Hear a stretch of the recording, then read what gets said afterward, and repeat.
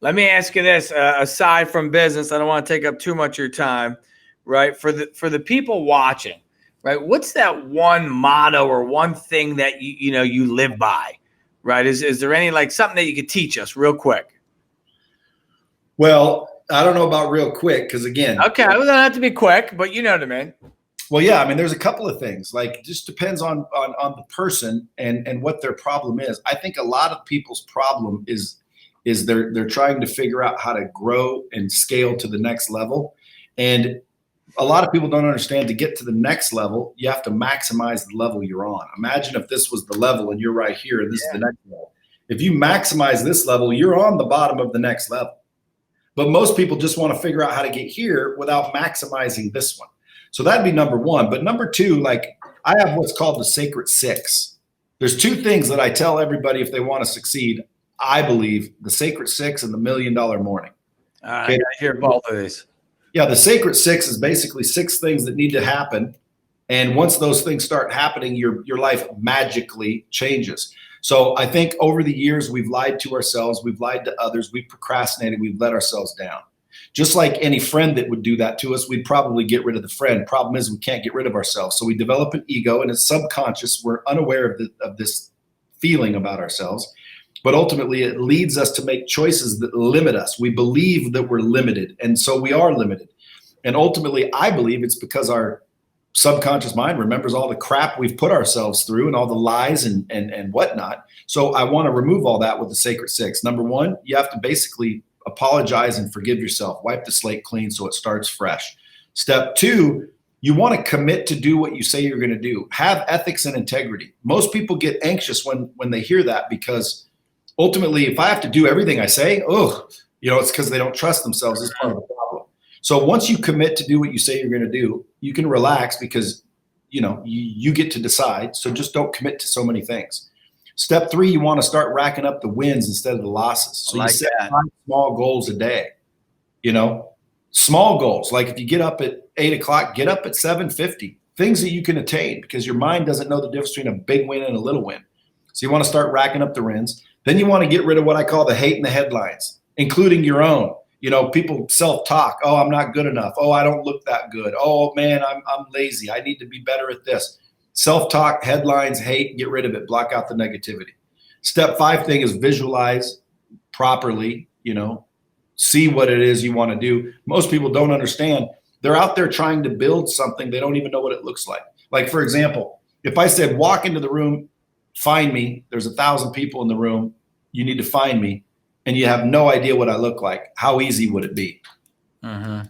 Figure out what success looks like. Everyone says, what's the key to success? There is no key. It's a combination. And everyone has their own. You have to figure out what success looks like to you and then start going after it. Map your habits, your daily habits to those, and you'll get them. And then step 6 is seek new information, because if we want to change what we're getting, we have to change what we're doing. And to change what we're doing, we have to change what we believe, because our behavior is based on our beliefs. So to change what you believe is kind of tricky unless you know how. And the way you do it is you seek and get new information on a regular basis. The last time you changed your mind, Jeff, what was the purpose? Well, you changed your mind because you learned something new. You realized something. You got new information. So you do that. That's the sacred 6. Forgive yourself. Okay. Everyone deserves to win. Everyone deserves more than you're getting. Okay. And if your mind right now is saying, that's part of the problem. So forgive yourself. Commit, have ethics and integrity. Commit to do what you say you're going to do from now on. Okay. Rack up the wins. Start setting small goals. Quit worrying about the big goals we're taught to make and worry about some small ones that you're going to rack up every single day. Weed out the hate and the headlines.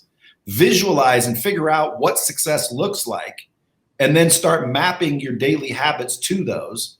And then number 6, seek new information on a regular basis. That's huge, brother. That's good stuff. Those 6 things, Jeff, I'm telling you, what happens after 60, 90 days of doing this, automatically you'll start feeling a little more proud and deserving.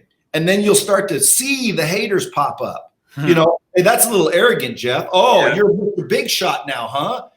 And you just get rid of all those people and you surround yourself with the right people. Problem is everybody's so worried about other people's judgment. They're so worried about the hate, they'll never find the love. You want to be you and you want to be authentic, because if it offends people and causes them to go away, what's more ideal? Being surrounded with everyone that loves you and wants you to win, or surrounded with a mix of people that love you and hate you? So be yourself, own what you think and say, and let the people that go. Okay, that's the sacred six. Guys, the people watching this, I mean, this is probably the most powerful lesson I've had on this. What's the next one? I'm hooked. It's the $1 million morning. I call it that because at one point I realized, let's say I gave you $1 million. Now, give me some adjectives, what you'd feel like. Most people will say, oh, excited, enthusiastic, relieved. It's all of this great feeling, right? Yeah. Well, that's $1 million. Now, if I said, I'll give you $1 million, but you're not going to wake up tomorrow, would you take the $1 million? People are like, well, of course not. Okay, so what you're saying and you're acknowledging is waking up is worth more than $1 million. Love it. Isn't it? 100%. Okay. So when you wake up in the morning, you have to realize you just got something more valuable than $1 million. What are you complaining about? It puts your perspective in a different mindset to where now you get to go to work. You get to, my car is a piece of shit.